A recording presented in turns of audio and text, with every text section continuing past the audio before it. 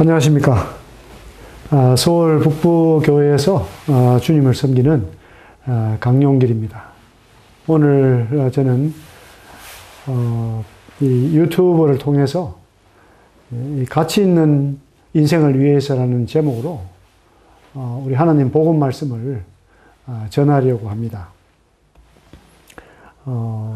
이 말씀은 이 말세 현상에 대해서 또 생각해보고 우리 인생이 왜 허무한 삶을 살면서 상실한 마음으로 살아가는지, 또 그리고 그러한 인생이 하나님 앞에 화가 있는 것에 대해서 이 말씀을 드리겠습니다. 이 디모데후서 3장 1절에 보시면 말세 현상에 대해서 특별히 이 고통하는 때라고 기록이 되어 있습니다. 너는 이것을 알라. 말세에 고통하는 때가 이르러 사람들이 자기를 사랑하며 돈을 사랑하며 자랑하며 교만하며 비방하며 부모를 거역하며 감사하지 아니하며 거룩하지 아니하며 무증하며 원통함을 풀지 아니하며 모함하며 절제하지 못하며 사나우며 선한 것을 좋아하지 아니하며 배신하며 조급하며 자만하며 쾌락을 사랑하기를 하나님 사랑하는 것보다 더하며 경건의 모양은 있으나 경건의 능력은 부인하는 이 같은 자들에게서 내가 돌아서라. 이 세상이 과학, 문화, 모든 면에서 극도로 발달하고 있지만은 읽어드린 말씀대로 사람들은 더 자기중심적이고 또 돈을 사랑하고 교만하고 무정하고 원통함을 풀지 않고 또 모함하고 절제하지 못하고 선한 것을 좋아하는 참된 인간성을 상실한 이런 삶을 살아가고 있으면서 모두 다 이 고통하는 이러한 삶을 살고 있는 것을 보게 됩니다. 어떻게 해서 인생이 과학이 극도로 발달하고 지식 문명이 발달하면 할수록 어떻게 인생이 이렇게 되는지 성경은 이렇게 말씀을 합니다. 예레미야 2장 13절에서 내 백성이 두 가지 악을 행하였나니 곧 그들이 생수에 거는 데는 나를 버린 것과 스스로 웅덩이를 판 것인데 그것은 그 물을 가두지 못할 터진 웅덩이들이라. 이렇게 말씀하고 있습니다. 이 말씀은 이스라엘 백성들에게 일어난 그 대표적인 이 죄에 대해서, 대표적인 악에 대해서 이제 말씀을 하고 있는데, 실제적으로 우리 모든 인간들에게 일어난 이 악이라고 할 수 있겠습니다. 모든 기쁨에 거는 데는, 모든 만족에 거는 데는 이 하나님을 버렸기 때문에 스스로 기쁨을 찾기 위해서 웅덩이를 팠는데 그 웅덩이는 밑이 터져서 물을 이제 저장하지 못하는 이런 웅덩이이기 때문에 물을 또 붓고 또 붓고 또 부어도 흩어날 수밖에 없는 이런 인생으로 우리가 전락이 되었습니다. 이 로마서 1장 28절에 보시면 하나님께서 이 하나님을 마음에 두지 않았기 때문에, 하나님 두기를 싫어했기 때문에 인간들을 그 상실한 마음대로 내버려 뒀다. 이렇게 말씀합니다. 또 그러면서 합당하지 못한 일을 하게 버려뒀다. 이렇게 말씀하고 있습니다. 그래서 로마서 1장 29절에서는 모든 불의, 추악, 탐욕, 악의가 가득한 자요, 시기, 살인, 분쟁, 사기, 악독이 가득한 자요, 수군수군하는 자요, 비방하는 자요, 하나님께서 미워하시는 자요, 능욕하는 자요, 교만한 자요, 자랑하는 자요, 악을 도모하는 자요, 부모를 거역하는 자요, 우매한 자요, 배역하는 자요, 무정한 자요, 무자비한 자라. 그들이 이 같은 일을 행하는 자는 사형에 해당하다고 하나님께서 정하심을 알고도 자기들만 행할 뿐 아니라 또한 그런 일을 행하는 자들을 옳다 하느니라. 이렇게 말씀이 기록이 되어 있습니다. 이사야서 5장 20절에서는 이렇게 선을 악하다 하고 악을 선하다 하는 이런 자들에게 화가 있다라고 말씀을 하고 있습니다.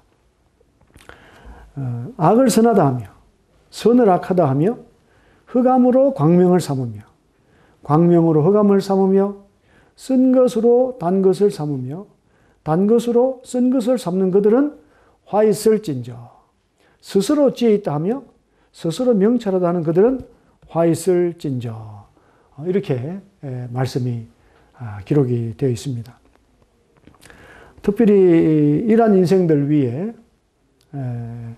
이 하나님께서 그 모든 죄악을 하나님 앞에 놓고 또 은밀한 그 모든 죄를 그 주의 얼굴빛 가운데 두셨다고. 그래서 이 죄악을 참아보지 못하신 하나님, 너희 대사님께서 얼마나 분노하시는지 또 말씀은 또 교훈을 하고 있습니다. 그 시편 90편 8절에서 이렇게 말씀합니다. 주께서 우리의 죄악을 주의 앞에 놓으시며 우리의 은밀한 죄를 주의 얼굴빛 가운데에 두셨사오니 우리의 모든 날이 주의 분노 중에 지나가며 우리의 평생이 순식간에 다하였나이다. 우리의 연수가 70이요 강건하면 80이라도 그 연수의 자랑은 수고와 슬픔뿐이요 신속히 가니 우리가 날아가나이다. 누가 주의 노여움의 능력을 알며 누가 주의 진노의 두려움을 알릴까? 우리에게 우리날 계수함을 가르치사 지혜로운 마음을 얻게 하소서. 우리 하나님 아버지께서는 우리 인간의 그 모든 죄악을 다 알고 계십니다. 우리가 은밀한 가운데 행하는 모든 것도 하나님 앞에 빛같이 다 드러나게 되는 것입니다. 여기에 하나님의 진노가 있다고 말씀합니다. 하나님이 그것을 참을 수가 없습니다. 그래서 이제 시편 기자는 계속해서 말씀하기를 우리 연수가 70이고 인생이 70이고 또 강건하면 80이라도 이 주의 분노 가운데 주의 진노 가운데 자랑할 것이 수고와 슬픔밖에 없다. 또 신속히 가기 때문에 순식간에 인생이 지나가는 것입니다. 그래서 누가 주의 노여움의 능력을 알고 누가 주의 진노의 두려움을 알까? 우리 영적으로 무지한 인생들이 허탄한 인생이 눈앞에 보이는 것만 쫓아 살기 때문에 이 보이지 아니하시는 하나님의 그 진노를 알 수가 없습니다. 시편 기자는 특별히 우리에게 우리날 계수함을 가르치사 지혜로운 마음을 얻게 하소서라고 간절히 기도하고 있습니다. 어떤 것이 그 지혜로운 마음일까요? 또 한 번 더 이제 이사야서 40장 6절에서는 인생은 육체와 같다. 인생은 아름답다 할지라도 들의 꽃과 같다. 이렇게 말씀을 합니다. 이사야서 40장 6절에서 말하는 자의 소리여 이르되 외치라 대답하되 내가 무엇이라 외치리까 하니 이르되 모든 육체는 풀이요 그의 모든 아름다움은 들의 꽃과 같으니 풀은 마르고 꽃이 시들면 여호와의 기운이 그 위에 불미라. 이 백성은 실로 풀이로다. 풀은 마르고 꽃은 시드나 우리 하나님의 말씀은 영원히 서리라 하라. 우리 풀 같은 모든 육체는 풀 같고 모든 영광이 꽃 같아서 풀은 지고 꽃은 떨어지지만 영원한 하나님 말씀은 영원히 있습니다. 이것이 우리에게 지혜의 말씀입니다. 영원한 하나님 말씀, 거기에 귀를 기울이고 거기에 이 관심을 가지는 것이 이것이 지혜의 마음입니다. 계속해서 이사야 40장 9절에서는 이렇게 말씀합니다. 아름다운 소식을 시온에 전하는 자여 너는 높은 산에 오르라. 아름다운 소식을 예루살렘에 전하는 자여, 너는 힘써 소리를 높이라. 두려워하지 말고 소리를 높여 유다의 성읍들에게 이르기를 너희의 하나님을 보라 하라. 이렇게 말씀을 했습니다. 이 아름다운 소식입니다. 하나님의 그 영원한 완전한 그 말씀의 소식. 아름다운 소식인데 이 누구에 관한 소식입니까? 하나님에 관한 소식입니다. 우리 인생이 왜 문제에 빠졌습니까? 하나님을 무시하고 하나님을 거절하고 하나님을 버렸기 때문에 우리 인생이 허탄해졌습니다. 이제 아름다운 소식을 말씀합니다. 하나님을 보라 이렇게 말씀을 하고 있습니다. 어떤 것이 지혜의 마음일까요? 이 하나님 말씀은 이미 선포했습니다. 하나님을 멀리 떠난 그 인생들이 아무리 과학이 발전하고 문화와 지식이 발전된다 할지라도 하나님 떠난 인생은 허무한 가운데 살아갈 수밖에 없다. 또 상실한 마음을 가지고 살아갈 수밖에 없다. 그렇기 때문에 합당치 못한 모든 일들을 임의로 자행을 해서 더 악해지고 더 고통받고 더 괴로운 삶을 살아가게 되는 것이 바로 우리 인생입니다. 이 하나님을 멀떠난 죄인의 결국은 어떻게 됩니까? 험한 것을 쫓다가 허망하게 멸망합니다. 음부에 들어갑니다. 그 후에 또 어떻게 되겠습니까? 지옥의 불못으로 던져지는 것입니다. 그래서 우리 인생들은 하나님을 바라봐야겠습니다. 죄인을 간절히 찾으시는 하나님을 만나야 합니다. 이 진리의 말씀을 듣고 또 뉘우치고 믿어야 합니다. 하나님 믿어야 하는 그 방법은요, 하나님의 본체이신 예수님을 믿는 것입니다. 그것이 어려운 것이 아닙니다. 구약시대 때 예수님 오시기 전에는 하나님 믿는 것이 특별하고 어려웠지만 예수님 오셔서 하나님의 뜻하심을 확실히 나타내 주시고 하나님 믿는 방법을 정말 쉽게 해 주셨습니다. 이 디모데후서 3장 14절에서 이렇게 말씀합니다. 이 세상은 불확실한데, 세상은 속이는 것이 너무나 많은데 정말 확실하게 알아야 하고 속지 말아야 할 두 가지 것을 말씀을 하고 있습니다. 디모데후서 3장 14절부터 읽어드리겠습니다. 그러나 너는 배우고 확신한 일에 가라. 너는 내가 누구에게서 배운 것을 알며 또 어려서부터 성경을 알았나니 성경은 능히 너로 하여금 그리스도 예수 안에 있는 믿음으로 말미암아 구원에 이르는 지혜가 있게 하느니라. 모든 성경은 하나님의 감동으로 된 것으로 교훈과 책망과 바르게 함과 의로 교육하기에 유익하니 이는 하나님의 사람으로 온전하게 하며 모든 선한 일을 행할 능력을 갖추게 하려 함이라. 이 두 가지 확실한 것에 대한 말씀을 제시하고 있습니다. 먼저는 구원에 이르는 지혜입니다. 이 성경, 아름다운 하나님 말씀은 우리에게 구원에 이르는 지혜를 얘기합니다. 하나님 안에서 하나님 은혜를 누릴 수 있는 방법을 제시하는 것입니다. 둘째로는 이제 거듭난 하나님의 사람으로서 이 하나님 말씀으로 다시금 교훈을 받고 또 책망을 받고 또 바르게 고쳐지고 또 의로 훈련을 받아서 이제 하나님의 사람으로 온전하게 되고 하나님 목적인 가치 있는 삶, 열매 맺는 삶을 살 수 있도록 능력을 갖추게 해주는 이 확실한 이 말씀입니다. 이 요한복음 14장 1절부터 보시면은 이렇게 말씀합니다. 너희는 마음에 근심하지 말라. 하나님을 믿으니 또 나를 믿어라. 내 아버지 집에 거할 곳이 많도다. 그렇지 않으면 너희에게 일렀으리라. 내가 너희를 위하여 거처를 예비하러 가노니 가서 너희를 위하여 거처를 예비하면 내가 다시 와서 너희를 내게로 영접하여 나 있는 곳에 너희도 있게 하리라. 이 마지막 세상에서 마지막 때에 고통하고 있습니다. 코로나가 아니라 할지라도 인생은 고통하고 있습니다. 근데 하나님 사랑하셔서 이 마지막 때에 더욱더 많은 재난들을 허락하십니다. 우리는 지금 경험해 보지 못한 세상에서 살고 있다. 이러한 이야기를 많이 듣습니다. 앞으로 더 그럴 것입니다.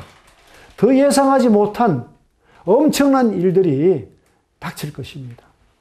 그러나 아름다운 하나님 말씀은 저희들에게 뭐라고 말씀하십니까? 너희는 마음에 근심하지 말라 이렇게 말씀합니다. 근심하지 않을 수 있는 절대적인 조건이 있습니다. 그것은 무엇입니까? 하나님을 믿는 것입니다. 하나님 믿는 것이 아주 쉬워졌다고 말씀을 드렸습니다.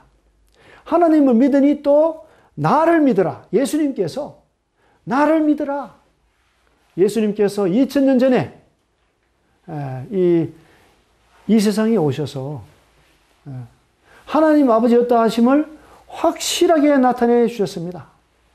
하나님 믿을 수 있는 가장 놀라운 방법을 하나님께서 아드님을 통해서 제시하셨습니다. 어려운 것이 아닙니다. 멀리 있는 것도 아닙니다. 이미 온 세상에 전파가 되었고 우리 마음속에 있고 우리 입술 가운데 예수님이 함께 하십니다. 예수님께서 말씀하십니다. 14장 2절에서 내 아버지 집에 거할 곳이 많도다. 그렇지 않으면 너에게 일렀으리라. 갈 곳이 없는 인생. 그 열차역이나 버스터미널에서 갈 곳이 없어서 서성이는 인생. 얼마나 참 비참합니까? 아무리 이 세상에서 이 많은 것을 가지고 높은 지위를 가지고 있고 많은 명예가 있다 할지라도 그냥 죽어서 지옥에 던져진다면 인생은 얼마나 비참한 존재입니까? 이 세상에서 우리 하나님 아버지의 아름다운 말씀을 듣고 예수님 믿으면서 안전함을 누리고 평안을 누리고 하늘의 기쁨을 누리고 하나님의 동력자로서 살아가다가 우리 나를 위해서 십자가에 못 박히시고 부활하신 그 예수님이 계신 곳, 나를 사랑하셔서 나를 하늘로 올리우시기 위해서 아들을 이 땅에 내려보내신 그 하나님 아버지와 함께 사는 그 삶이 얼마나 아름다운 삶일까요? 14장 3절에서 이렇게 말씀합니다. 가서 너희를 위하여 거처를 예비하면 내가 다시 와서 너희를 내게로 영접하여 나 있는 곳에 너희도 있게 하리라 말씀을 하셨습니다.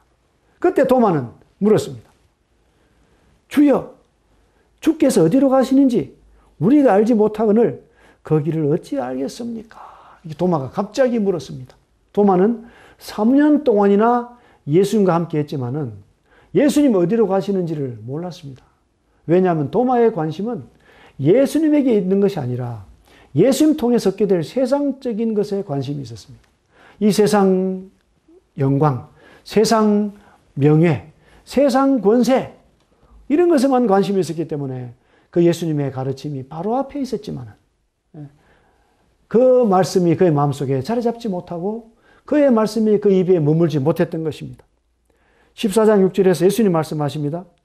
예수께서 이르시되 내가 곧 길이요 진리요 생명이니 나로 말미암지 않고는 아버지께로 올 자가 없느니라. 예수님 자신이 곧 천국으로 가는 길이다. 예수님 자신이 이 모든 거짓을 물리치고 그 진리를 따를 수 있는 진리다. 또 예수님만이 우리의 영원한 생명인 것을 확실하게 말씀을 하셨습니다. 예수님 통하지 않고는 아버지께로 올 자가 없다. 아버지께 오지 않으면 영원히 어두운 가운데에서 지내다가 어두운 불못에 던져져서 고통 가운데 거하게 되는 것입니다. 왜 오직 예수님만일까요? 예수님은 3년 그 공생애 동안에 오로지 우리를 하나님께로 인도하는 하나님 아버지의 뜻을 이루는데 전심전력하셨습니다. 이제 잡히시기 전에 예수님은 제자들과 마지막 저녁 식사를 이제 나누십니다. 이 마태복음 26장 26절에서 그들이 먹을 때에 예수께서 떡을 가지사 축복하시고 떼어 제자들에게 주시며 이르시되 받아서 먹어라. 이것은 내 몸이니라 하시고 또 잔을 가지사 감사 기도하시고 그들에게 주시며 이르시되 너희가 다 이것을 마시라. 이것은 죄 사함을 얻게 하려고 많은 사람을 위하여 흘리는 바 나의 피, 곧 언약의 피니라. 예수님께서는 곧 이어 일어날 엄청난 사실을 이제 이미 알고 계십니다.